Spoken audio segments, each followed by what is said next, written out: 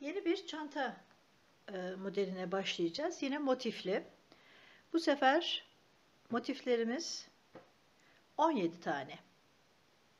17 adet motiften oluşan bir çanta yapacağız. Bu 17 adet motifi işledikten sonra, ki bu motiflerin ölçülerini, yaklaşık ölçüsünü vereyim. 12 santim. 12 santim ölçüsünde kare şeklinde olan bir motif büyüklüğümüz var. Bu motifleri işledikten sonra şimdi birleştirilme 17 motif nasıl birleştirilerek çanta haline geliyor onu yapmaya başlayalım. Şimdi bu çantayı yaparken 2 tane motifi birleştireceğiz. Bu 2 tane motiften 2 tane yapacağız. Yani 2 tane 2 motifi birleştireceğiz. Bu kenarlarından 2 adet 2 motifi birleştirdik. Bu toplam 4 adet motifimiz oldu. Ondan sonra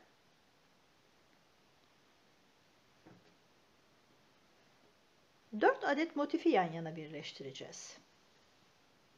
Bakın 4 adet motifi yan yana birleştireceğiz. 4 adet motifi de yine 2 tane yapacağız. Yani 2 motif yan yana, 4 tane motif yan yana ama bunlardan 2'şer tane. Geriye kalan 5 tane motifimiz var. 5 tane motifimizi de yan yana birleştireceğiz.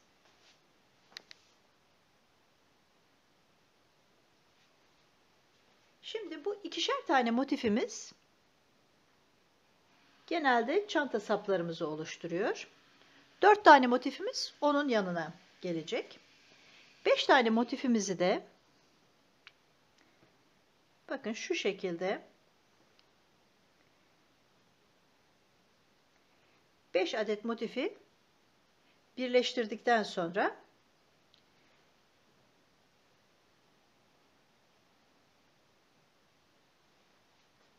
ve bu şekilde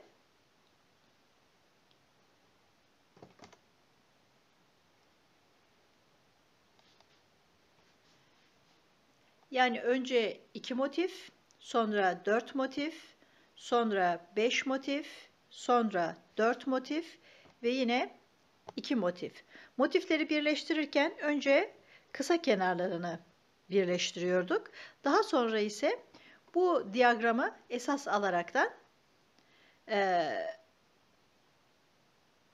uzun kenarlarını, bu kenarlarını birleştireceğiz. Onları birleştirdikten sonra da yan kısmına geçeceğiz. Yani birleştirme şeklimiz bu şekilde.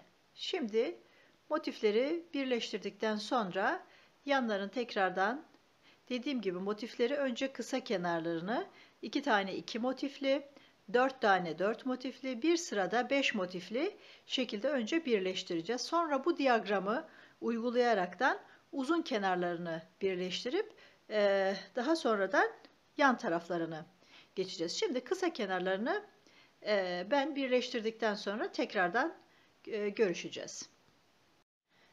Evet, motiflerimizi birleştirdik daha önce söylediğim şekilde. Motiflerimizin birleşme şekli bu şekilde 17 adet motif için. 2 tane motifi birleştirdik. 4 tane motifi birleştirdik yan yana. 5 tane motifi birleştirdik. 4 tane motifi birleştirdik. 2 tane motifi birleştirdik. Sonradan bunları bu sefer uzun kenarlarından birleştirdik. Önce kısa kenarlarından, sonra uzun kenarlarından bu şekilde olacak şekilde. Yani birleştirme şekli bu. Bunun diyagramını da resim olarak sunacağım. Oradan da takip edebilirsiniz. Şimdi bunu bu şekilde birleştirdikten sonra kenarlarda 1, 2, 3 tane tekli motif var. Zaten şekli ortaya yaydığımızda bunu ortadaki 2 adet tekli motiften, şu ortadaki 2 adet tekli motiften 2'ye katlıyoruz.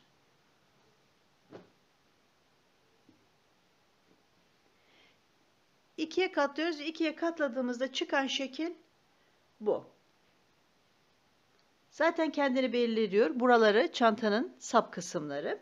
Şimdi burada yan kısımlarını birleştirmeden önce kalıpı bu şekildeyken aynen kumaşını koyuyoruz ve kumaşını kesiyoruz.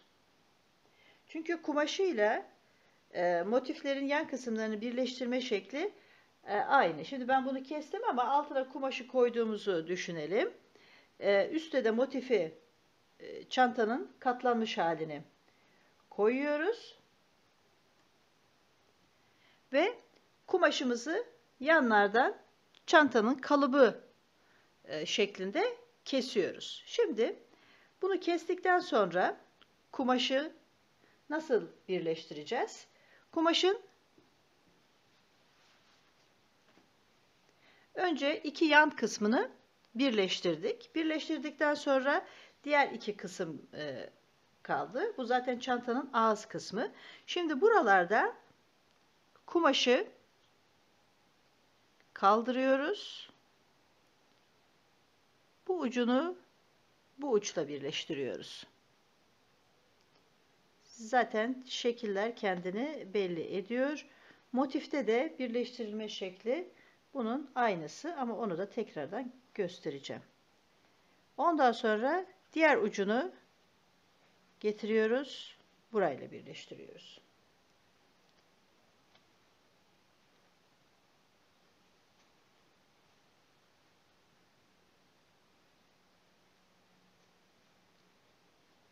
Bu işlemi kumaşın tersinden yapıyoruz. Şimdi diğer kenara geldiğimiz zaman şeklimiz zaten bu şekildeydi kalıbımız. Bu ucundan tutuyoruz. Kaldırıyoruz. Bunu burayla birleştiriyoruz.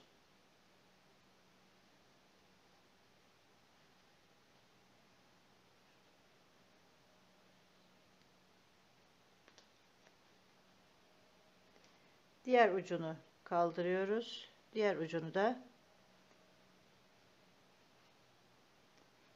diğer uçla birleştiriyoruz.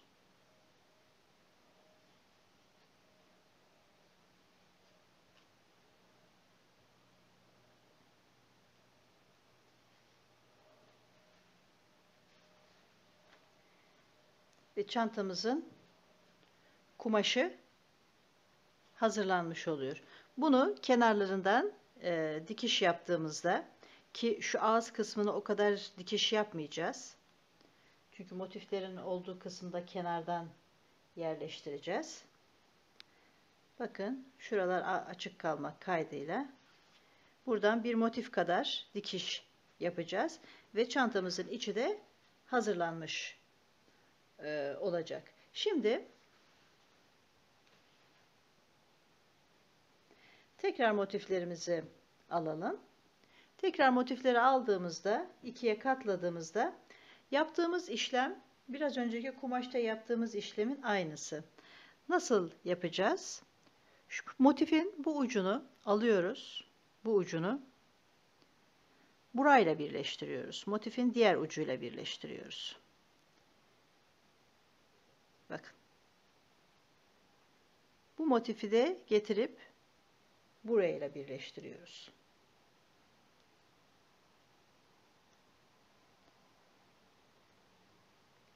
Buradaki bir motif şu kenara kadar da burada istediğimiz açıklığı verebiliriz ama bu kenara kadar da birleştiriyoruz. Yani bizim yan kısmımızın birleştirme şekli bu şekilde oluyor. Şimdi aynı işlemi bu kenarda gösterdiğimde Bakın şu motifleri yaptığımızda şurayı sabitliyoruz. Öyle diyelim. Burayı sabitliyoruz. Sabitledikten sonra bu kısmı açıyoruz ve motifin bu kısmını dikiyoruz. Bakın bu şekilde bunu tutup buradan diktik. Burası sabitlendi. Bunu kaldırdığımızda, çantayı açtığımızda motif zaten birleşme yerine geliyor. Bu şekilde motifimizi de birleştiriyoruz. Çantamızın motiflerini birleştirmiştik. Şimdi yan kısımlarının nasıl birleştirildiğini daha önce göstermiştim ama şimdi birleştirmesini yapalım. Şimdi motiflerimizi diyagrama göre birleştirdik. Orta kısmından ikiye katladık. İkiye katladıktan sonra içinin kumaşını ve çanta sapını yapmadan önce yan kısımlarını birleştireceğiz. Şimdi bunu birleştirirken ilk önce burada oluşan iki motifin bu kısmından birleştirmeye başlıyoruz.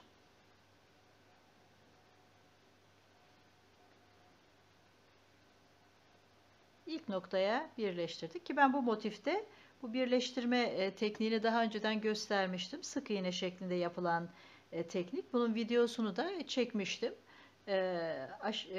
Videonun açıklama kısmına linkini eklerim. Şimdi bunu sabitledik. Sabitledikten sonra karşılıklı olarak noktaları birbirine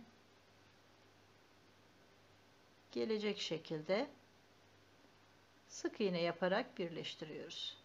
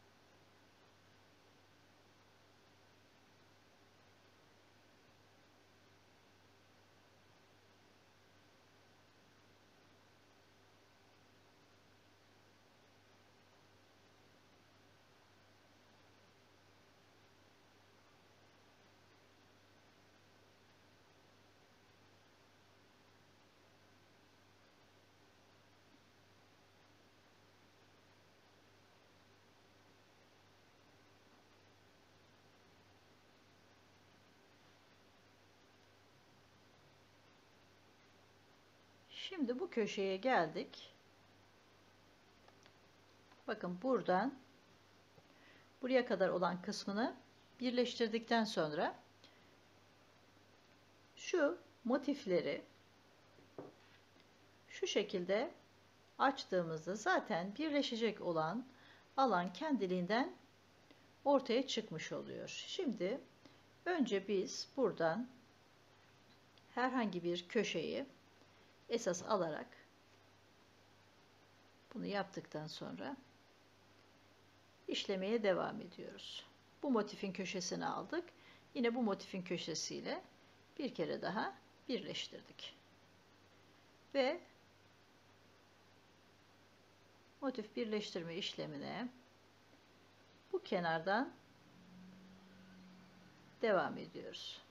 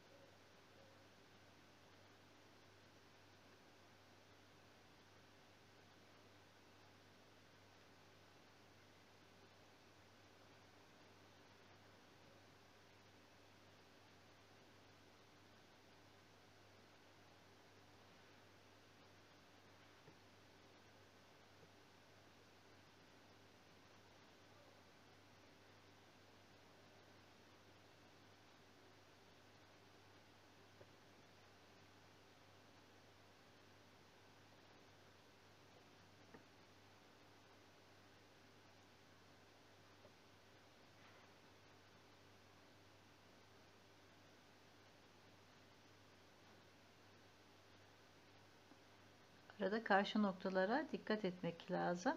Çünkü bazen ters aynı noktaya birleştirme yapabiliyoruz.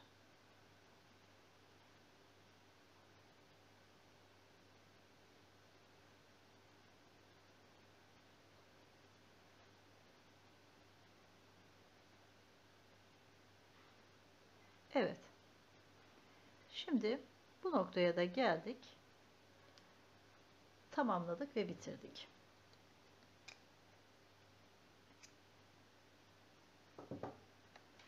Şimdi bakın zaten bir tek bu nokta kaldı.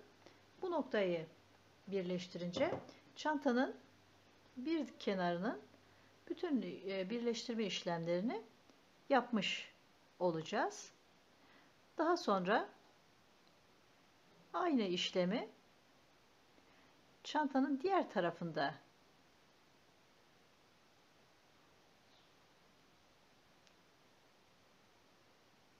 yapacağız.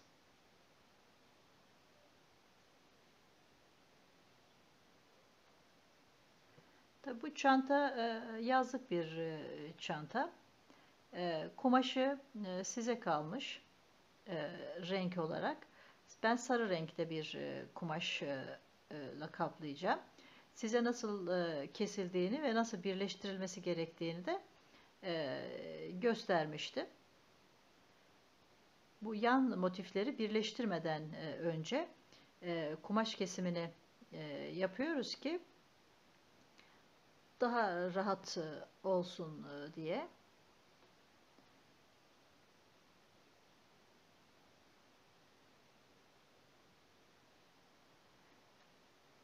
Çanta sapını yapmak da işte deri saptan olabilir, deri kullanmak isterseniz. Örgü sap olabilir. Ben buna örgü sap yapmak istiyorum. Ama örgü saplarda da genelde şu sorun ortaya çıkıyor. Belli uzunlukta yapıyoruz. Ama sonuçta kullandığımız malzeme ip olduğu için iplerin de belli bir noktadan sonra şeyi var, sarkma payları var. Ki bu doğal iplerde biraz daha az oluyor. Ama mesela bu çantada kullandığımız gibi akrilik iplerde sarkması biraz daha fazla olabiliyor. O yüzden sarkmayı da önlemek adına ben daha önce bazı videolarda göstermiştim. İçine daha sıkı dursun ve sarkmayı önlesin diye bu nalburlardan aldığımız, metreyle aldığımız kalın, yani istenilen kalınlıkta şeyler var, ipler var. Bunları spiralin içinden geçirerek onların daha sağlam durmasını sağlamaya çalışıyorum. Sarkmamasını sağlamaya çalışıyorum. Evet, burayı bitirdik. Yan tarafı bu şekilde. Diğer tarafı da burada yaptığımız işlemin aynısını burada yapacağız ve böylelikle çantanın motiflerinin birleştirme işlemini tamamlamış olacağız. Çantamızın yanlarını da birleştirdik. İki yanı da birleştirdik. Şu şekilde oldukça büyük bir çantaya yapmış olduk. Şöyle enini motiften motife yaparsak 43 santime yaklaşık 30 santim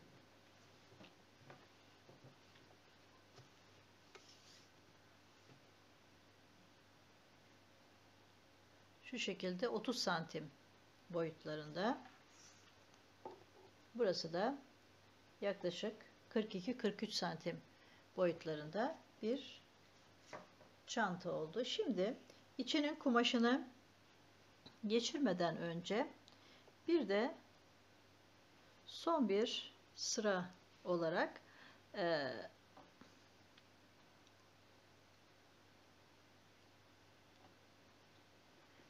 kenarlarından bir sıra sık iğne geçiyorum. İki motifin olduğu yeri birleştirdim.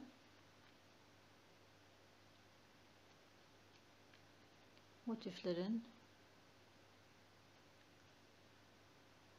ağız kısmına, yani en kenar, açıkta kalan kenarlarına bir sıra sık iğne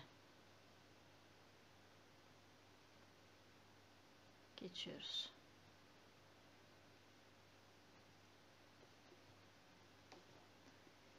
Ortak olan bir köşeden başlayıp çantamızın şu 4 motifinin olduğu yer ağız kısmıydı.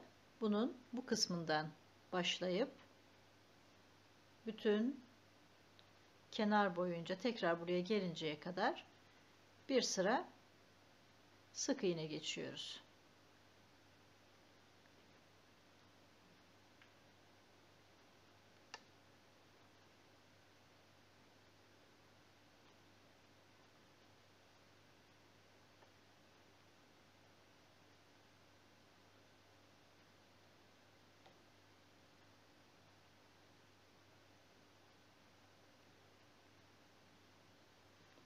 Köşeye geldiğimiz zaman köşe boşluğuna 3 adet sık iğne yapıp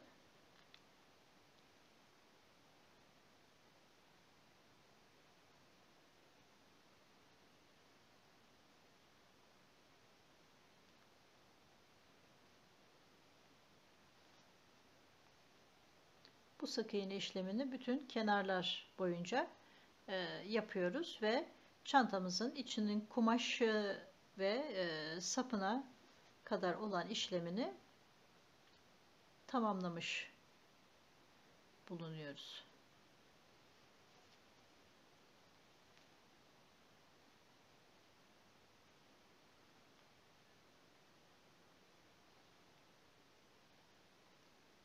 Bunu bu şekilde sonuna kadar yapacağız. Çantamızın birleştirme işlemlerini tamamladık. İçinin kumaşını nasıl kesildiğini göstermiştim. İçinin kumaşını kapladık. Yine ben ağız kısmına kapatmak için bir aparat ekledim. Şimdi çantanın sapını bu sefer böyle hazır bir çanta sapı kullandım. Şimdi bu çantanın sapının birleştirmesini şu şekilde yaptım. Bunun nasıl yapıldığını bir tane yerde size göstermek istiyorum.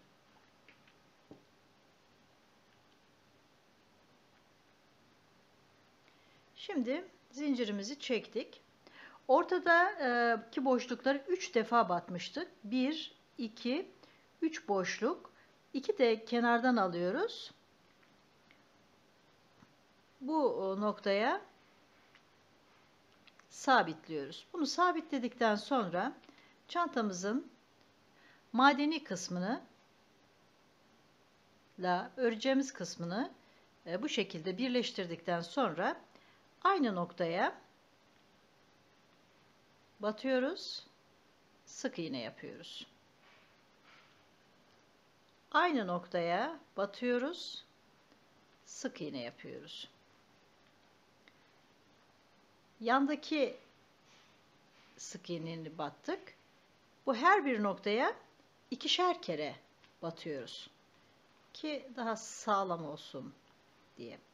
Şimdi tepe noktasına geldiğimiz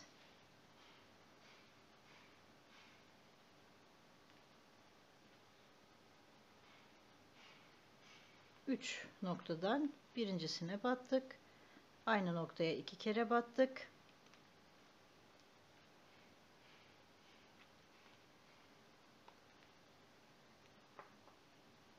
Diğerine 2 kere battık. Yine tepe noktasından sonra yandaki 2 sık iğnenin her birine ikişer kere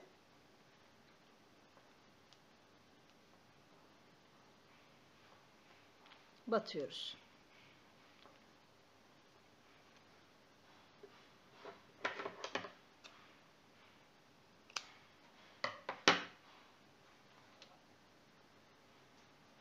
Bunu battıktan sonra bakın şu şekilde bir model ortaya çıkmış oluyor. Şimdi bunun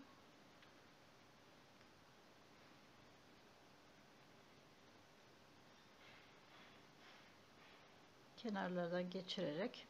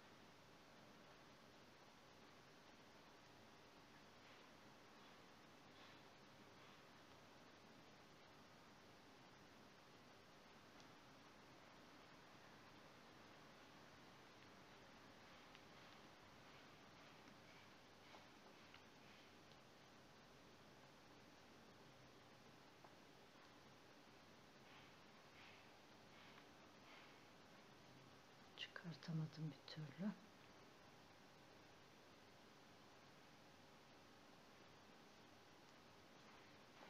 Evet.